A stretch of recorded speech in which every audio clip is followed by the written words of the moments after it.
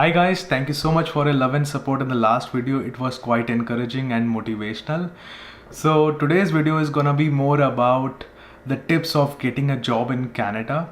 So I want to shed some light on one of the programs which I attended recently, which was organized by one of the best colleges in Toronto. The key highlight was I had a chance to interact with the HR because the HR were also a part of that particular event and understand their opinion, in terms of what they are looking for or from the candidate standpoint. So they also shared some tips. I hope this will help you. So before wasting much time, let's get started and let's watch the video. As far as from a recruitment standpoint, the number one thing I would say to get your foot in the door is cater your resume to the role that you're applying to. Everybody has their standard resume, which is fantastic. But if you are applying to a customer service oriented role, beef up that customer service piece. Talk about it in each of the previous roles that you've held in the past. If you're applying for an analytical role, beef up that analytical piece.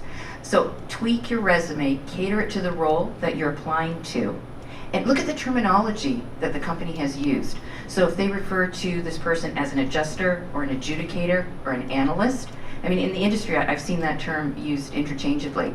Whatever they have posted it as, you use the same terminology in your resume because that's what's going to catch the recruiter's attention. I mean, I spend an average of 10 to 20 seconds per resume, and then I move on to the next one. There's a lot that I have to go through, so I'm looking for keywords. So the easier you make it for that person, the easier it'll be to get your resume past the gatekeeper. That once we get to the pre-screen stage, we've spent some time kind of sourcing you and understanding the experience that you bring to the table. My number one expectation is that I expect you to do your homework as well in terms of the organization that you're applying to. And I know that it can be, challenging when you're first entering the market. You kind of want to put your resume in all different places. But one of the things that I look for candidates is when I ask the question, what do you know about Wawanesa? Why do you want to work here? I really want to understand whether you've researched us, whether you've taken the time to investigate why we would align from a fit perspective. So that would be my number one advice, and something that helps me either qualify or disqualify a candidate. And don't read it off the internet. I can't tell you how many times I've been speaking with somebody and hear them clicking on the computer in the background and they're reading all of our RVP stats to me. And I'm like, this really isn't answering my question. I do definitely agree with what's been said so far. At Crawford, we do a lot of video screening. So we will send you out an invite and you record your video. And send it back to us. We ask some pretty specific questions, and yes, we have seen the same where you're sitting in front of the camera, you're answering the question, but we can tell you're reading off a screen just to the right or the left of you, or you've got something down in front of you. So make sure that you do your research.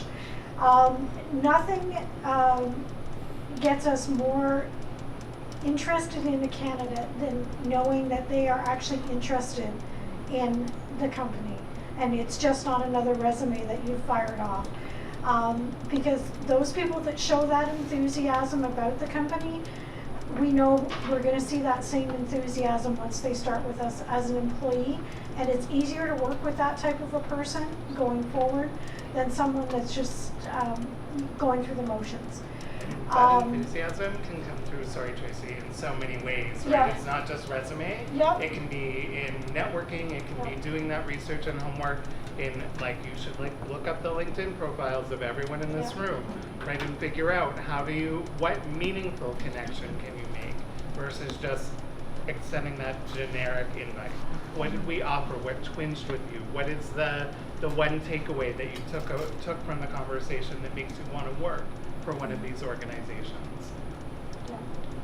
And it also doesn't hurt to let us know if you know someone else in the company as well already, so that it makes that transition a little easier for us, and it also helps us make a very sound decision on whether or not you would be the right fit for the company. So always make sure that you're making us aware of what your experience is and who you may happen to already know within the company. Yeah, I'll echo that for sure, because from a recruitment standpoint, I know good people bring good people in. Yes. So if somebody from the company is recommending you, and it doesn't have to be a senior executive, No. it can be anybody, any document scanner, it doesn't matter to me. As long as you're recommending this person, that's good enough for me. I would say something that's really unique to the broker industry is something called a REBA license. That's definitely something I look for right away on a resume to see if they've actually either passed the exam already or if they're looking to take the exam. So even if you've put in a little bit of research as to what's required to become a broker, and you know that that REBA license is going to be a requirement eventually, to show that you put in the homework to see what the process looks like, or you're in the process of applying for the exam, or you've passed the exam already, that really shows us that you're interested in a broker career path, and those are the first resumes I usually look at. So that's something I'd recommend for anyone interested in a broker role specifically. Great. Let's talk about the key takeaways from the HR footage. These are divided into 3 parts. First one is tips for resume, second one is tips for applying for a job, third one is tips for the interview. Let's get started. First one is tips for resume. So what does HR usually do is they usually spend on an average of 10 to 15 seconds to review the resume, and it is very important that you tweak your resume and cater to the role you are applying to. List down each of the previous role or the roles you held in the past as per the job description. Ensure that you use the same terminologies and keywords as per the role requirements listed by the company.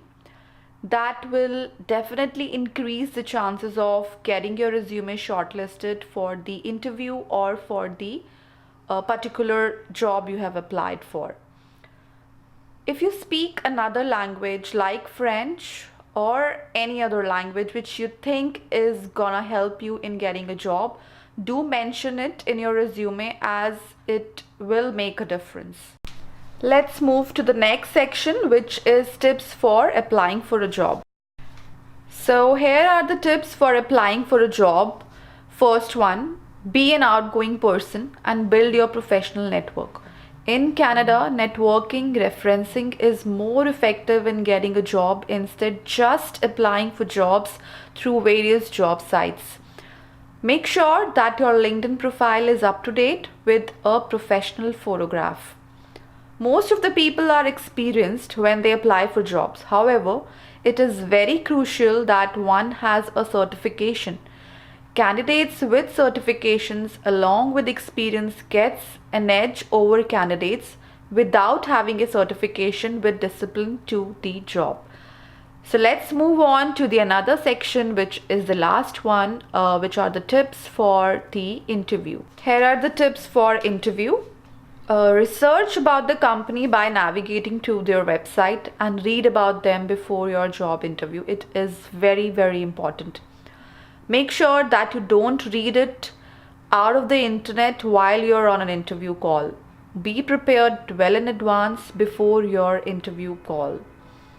As a part of the interview process, some companies will send you a list of interview questions and may ask you to record a video of yourself and answer those questions. It is pretty obvious that HR will come to know if you're reading from somewhere while recording the video. Be honest and prepare thoroughly before recording a video.